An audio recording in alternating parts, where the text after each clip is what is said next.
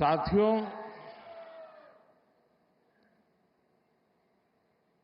1947 में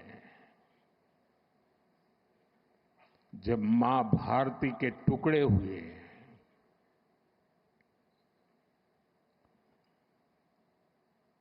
कटनी चाहिए थी तो जंजीरें, लेकिन काट दी गई भुजाएं। देश के 3 टुकड़े कर दिए गए।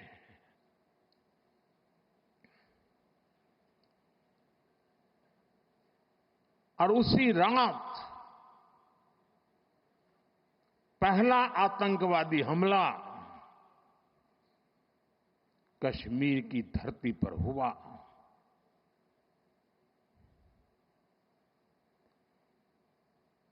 मां भारती का एक हिस्सा आतंकवादियों के बलबूते पर, मुजाहिदों के नाम पर पाकिस्तान ने हड़प ले लिया।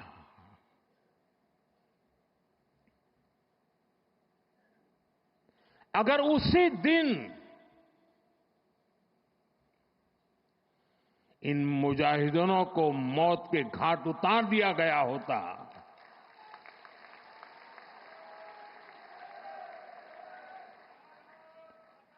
और सरदार पटेल की इच्छा थी कि पीओके वापस नहीं आता है तब तक सेना रुकनी नहीं चाहिए, लेकिन सरदार साहब की बात मानी नहीं गई और ये मुजाहिदीन जो लहू चख गए थे, वो सिलसिला 75 साल से चला है। पहलगाम में भी उसी का विकृत रूप था। 75 साल तक हम झेलते रहे और पाकिस्तान के साथ जब युद्ध का नौबत आई, तीनों बार भारत की सैन्य शक्ति ने पाकिस्तान को धूल चटा दी।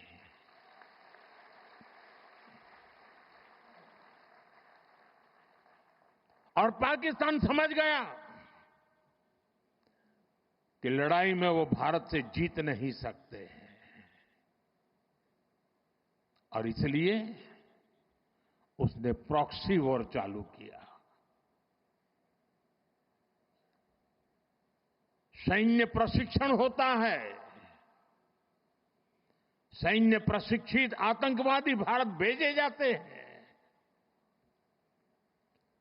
और निर्दोष निहत्थे लोग,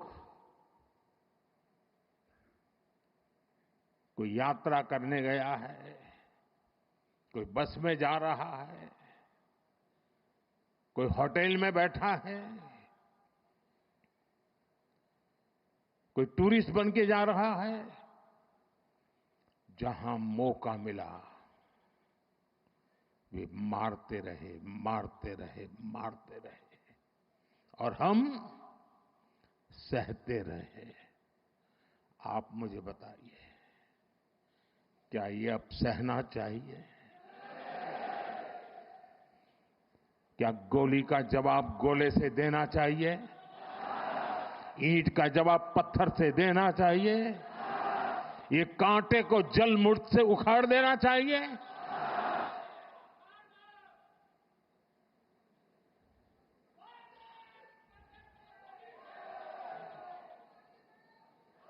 साथियों, ये देश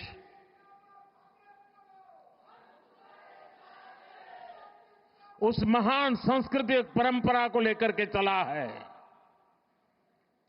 वसुधैव कुटुंबकम। ये हमारे संस्कार है, ये हमारा चरित्र है, सदियों से हमने इसे जिया है। हम पूरे विश्व को एक परिवार मानते हैं। हम अपने पड़ोसियों का भी सुख चाहते हैं, वे भी सुख चैन से जिए, हमें भी सुख चैन से जीने दे।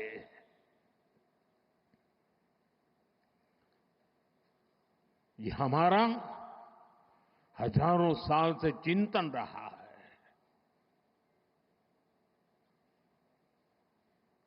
लेकिन जब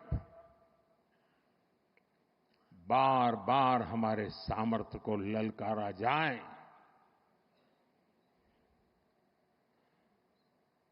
तो ये देश वीरों की भी भूमि है।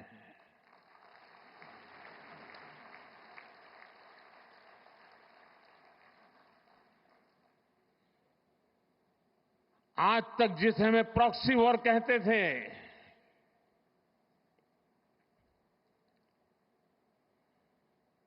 6 मई के बाद जो दृश्य देखे गए, उसके बाद हम इसे प्रॉक्सी वॉर कहने की गलती नहीं कर सकते हैं। और इसका कारण है जब आतंकवाद के 9 ठिकाने तय करके 22 मिनट में, साथियों 22 मिनट में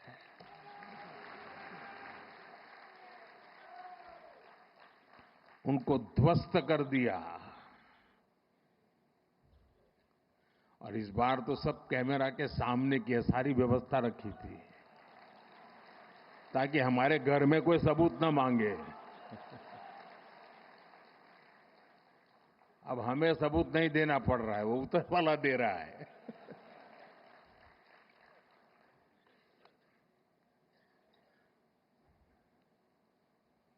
और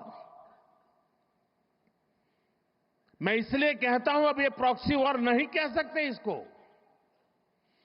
क्योंकि जो आतंकवादियों के जनाजे निकले 6 मई के बाद, जिनका कत्ल हुआ, उस जनाजे को स्टेट ऑनर दिया गया पाकिस्तान में। उनके कॉफिन पे पाकिस्तान के झंडे लगाए गए, उनकी सेना ने उनको सैल्यूट दी।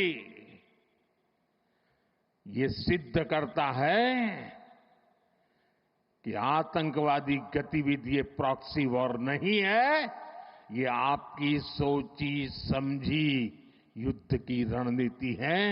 आप वॉर ही कर रहे हैं तो उसका जवाब भी वैसे ही मिलेगा।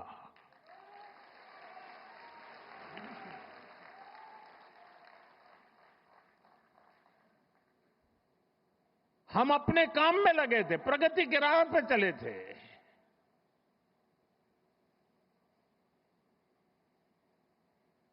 हम सबका भला चाहते हैं और मुसीबत में मदद भी करते हैं।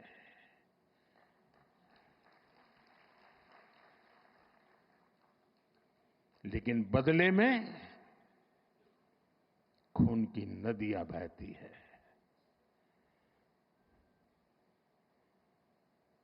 मैं नई पीढ़ी को कहना चाहता हूं,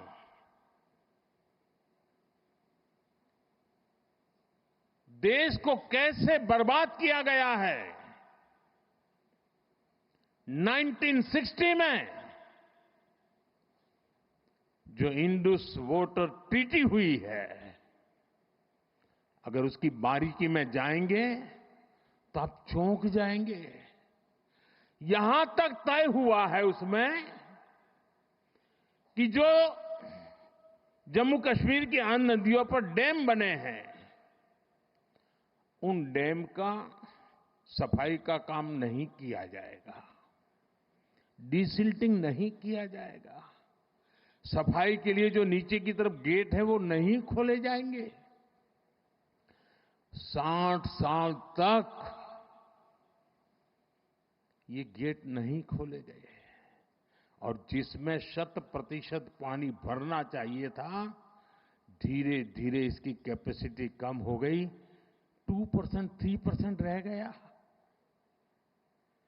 क्या मेरे देशवासियों को पानी पर अधिकार नहीं है क्या? उनको उनके हक का पानी मिलना चाहिए, नहीं मिलना चाहिए क्या? और अभी तो मैंने कुछ ज्यादा किया नहीं है।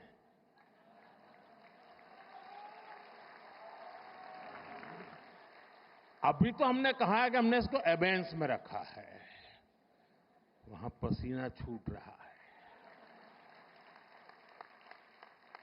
और हमने डैम थोड़े खोल करके सफाई शुरू की।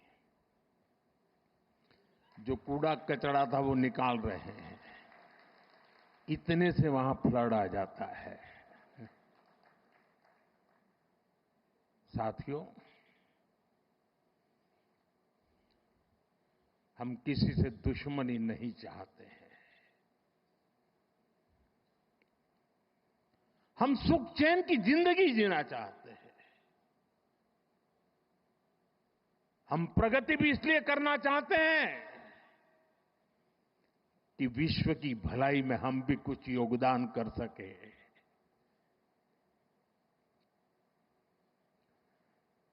और इसीलिए हम एक निष्ठ भाव से कोटि कोटि भारतीयों के कल्याण के लिए प्रतिबद्धता के साथ काम कर रहे हैं।